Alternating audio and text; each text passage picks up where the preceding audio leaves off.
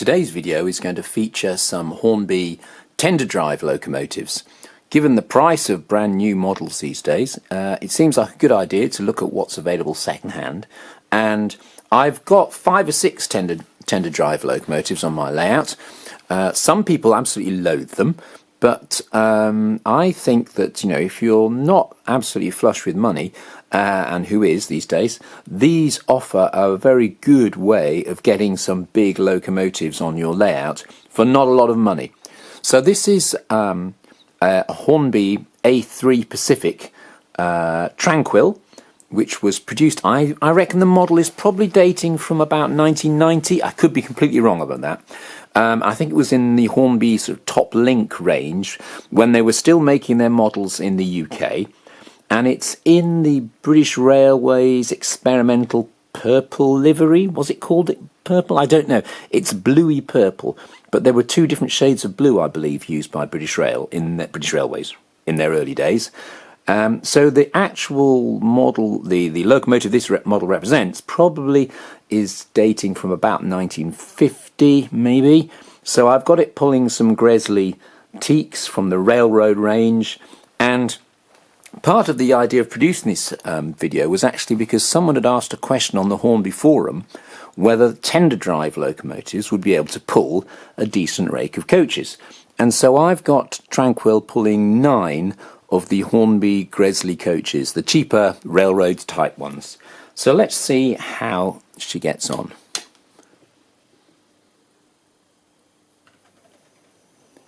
So a slight jerk to start, but fairly smooth.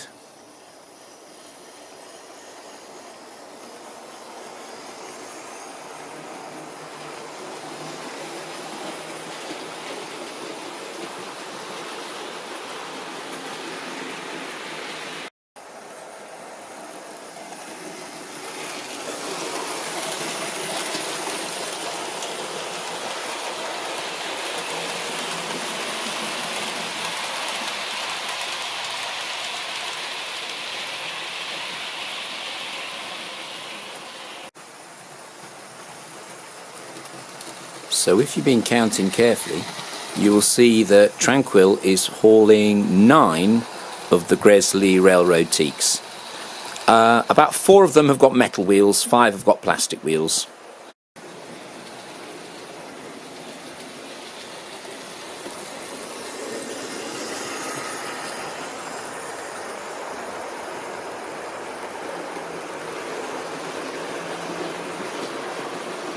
And if you can see the controller, I'm actually on less than 30% power on a Gauge Master feedback controller. So this locomotive doesn't haul much current. It's got a very powerful engine.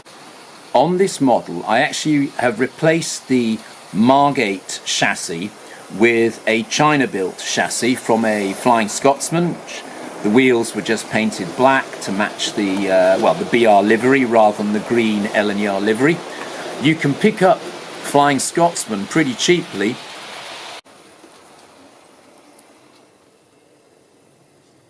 Quite a good crawl out of the tender drive locomotive to finish it off. Yes, you can pick up Flying Scotsman fairly cheaply, and if you buy a set, you'll end up with 2, 3 or 4 of the Gresley coaches, and you'll have, if you go for one of the earlier, well, I say earlier sets, one of the earlier Chinese-made sets, you'll get the tender drive Flying Scotsman, but you'll also get a model that has pickup on all the loco driving wheels as well as the tender wheels. So the Chinese-made tender drive version tends to be a lot smoother than the Hornby made in England version. So look out for that. Now, how can you tell the difference? Well, if you are actually buying online from eBay or somewhere like that, the China-made version has chemically blackened valve gear.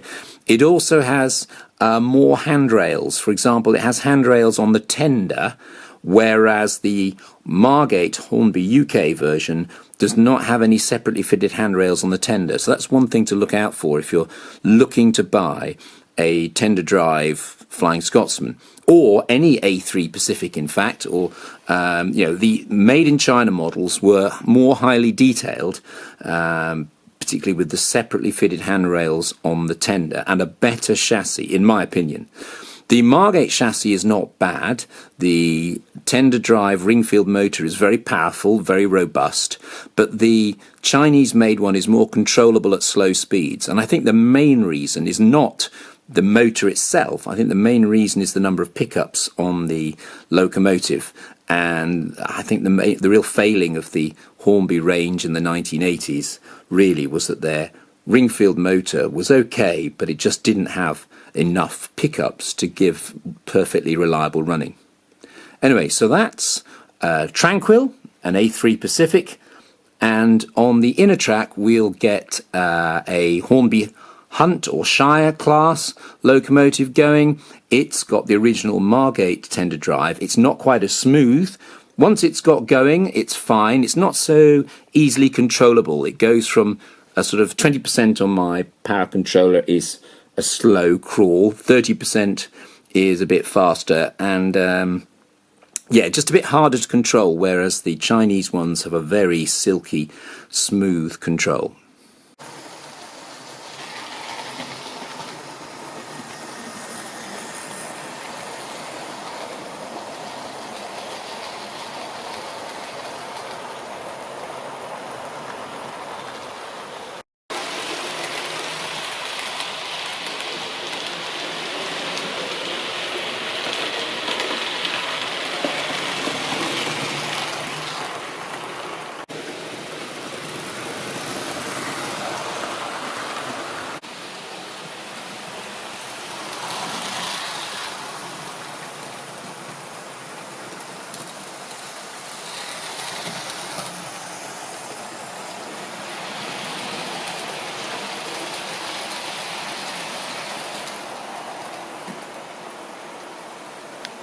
Taking over from Tranquil on the outer lane is Flying Scotsman. This is the last of the tender drive versions of Flying Scotsman, but this was in what they called the super detail range, which has got more detailed lining and separately fitted handrails all over the firebox and cab, and it's got lining on the cylinders and so on. So this was the top of the range Hornby model when it came out, in fact, although in terms of other fine detailing it's still a bit crude compared to the latest Hornby A3s. It's still got the tender drive.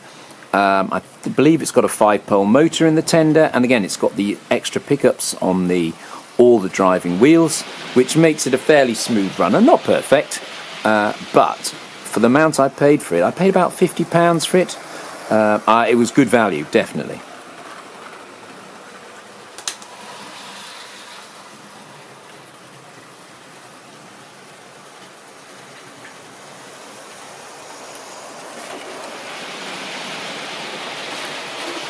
And again, a very powerful runner, easily hauling these 9 coaches.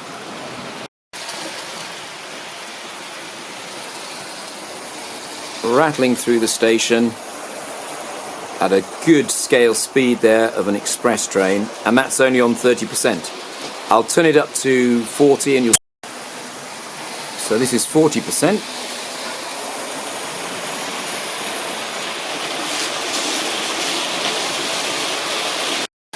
And on 50% it's ridiculous. It's like the advanced passenger train. So with more sensible gearing, they probably could have made a better scale model, but at the time many people in Hornby still thought of themselves as a toy manufacturer rather than a model maker.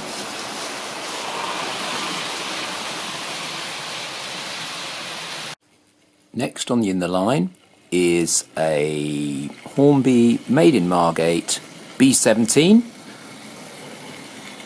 pulling a milk train, and it's made a pretty smooth start considering it's just an old 3-pole motor.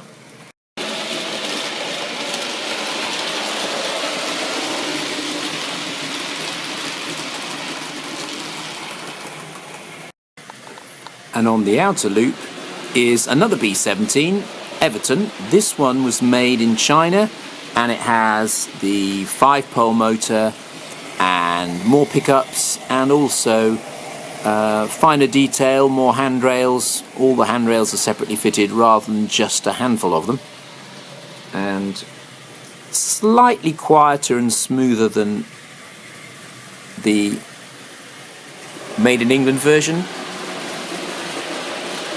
Both of them though, very good value.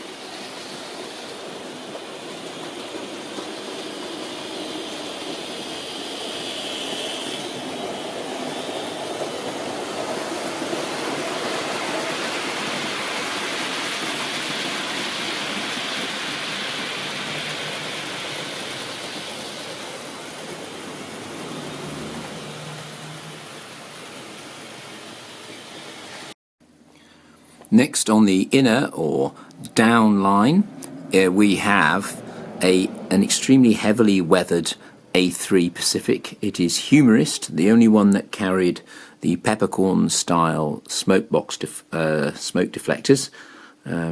It is so heavily weathered you can hardly see any lining on it, and there's a reason for that. I didn't at the time have the confidence to do the lining on the barrel of the boiler. It's adapted from Hornby A3 bits and pieces, all that were bought second-hand and cobbled together to make, yes, the one-off unique Humorist, which is the only member of the class that carried the peppercorn-style smoke deflectors. Okay, that's on the inside track, and on the down line, the train is being pulled by another very heavily weathered B17, which again I got second hand, and the previous owner had really gone to town with it in terms of weathering and super detailing, and it runs well, so I'm not complaining. Let's get these two going.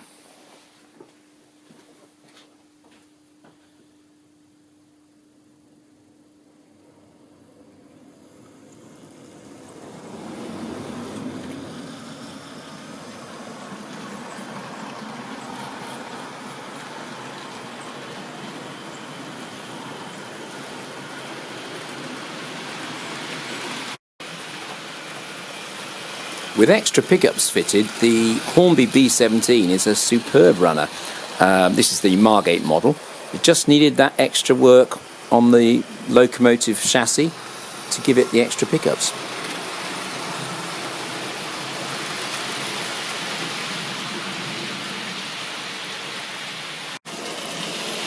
Humorist has a Flying Scotsman chassis, the Chinese-built tender drive version. And again, that's always proved to be a very reliable runner.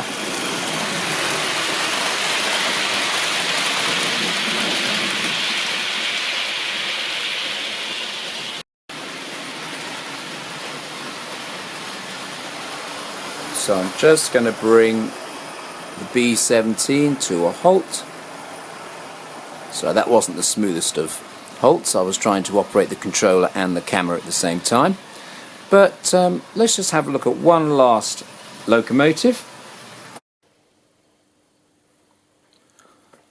Last locomotive up is this one. It's a Gresley P1, the heavy freight locomotive that Gresley designed to run up from the coal fields of East Yorkshire down to London on the East Coast Main Line. And he only made two of them, and they were a bit of a white elephant. They were actually too powerful almost for the railway, because they could pull longer trains than could be held in the sidings. So they basically clogged up the main line if they were running on it, if they were running to their full capacity. Anyway, my model is made from a Hornby Flying Scotsman body, the A1 body, where I cut off the splashers and slightly altered that. The chassis is made from a mixture of things. It's a Stanier 8F tender drive chassis that has been turned around through 180 degrees so that the valve gear are operating off the second rather than the third wheel, which is what Gresley did, whereas the Stanier 8F operates from the third wheel. The valve gear are from a Shire or Hunt class. The cylinders are from Flying Scotsman, as is the Cartazzi pony truck. The chassis of the tender is the Stanier chassis, I believe, but it's got a white metal Eleanor. Well, no, I think it's a northeastern, Great Northern, beg your pardon, tender, white metal, giving it quite a bit of extra weight on the tender drive, so that gives it good haulage capacity. It's not the smoothest of runners because it hasn't got enough pickups, and I shall have to do something about that. It's either the pickups or I could replace the motor itself or service the motor. The old Margate motor that's in there has not been looked at for a good 10 years. So it might not set off very smoothly when I put the power on. We'll see. Yeah, a bit fast. Oh, and it's derailed. That's what comes of not putting it on the track properly. And now it's stalled. There we go. Let's just get it going and it'll be fine. After that inauspicious start, it's actually running quite smoothly. It's only on about 25% power on the controller, but even that power is enough to get the model to run at a scale of 60 or 70 miles an hour, which is a bit ridiculously fast for a freight train.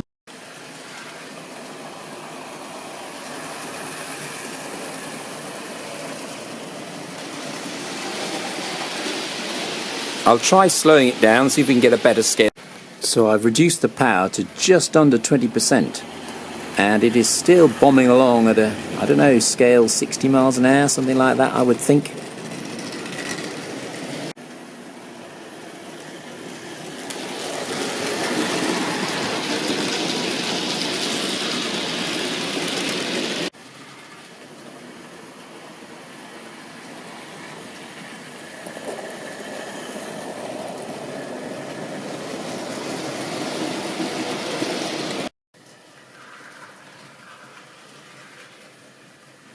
I've turned it now down to about 15%, and I think it's giving a good scale speed. The valve gear looked really nice at this speed. Anyway, there we go. Cruising through the station fairly smoothly now. Again, it's a loco I haven't used much in recent months, so it needed a bit of warming up, and it needed me putting it on the track properly to get it going. Hopefully you'll get a reasonably good view of the valve gear in operation on this view as it comes around.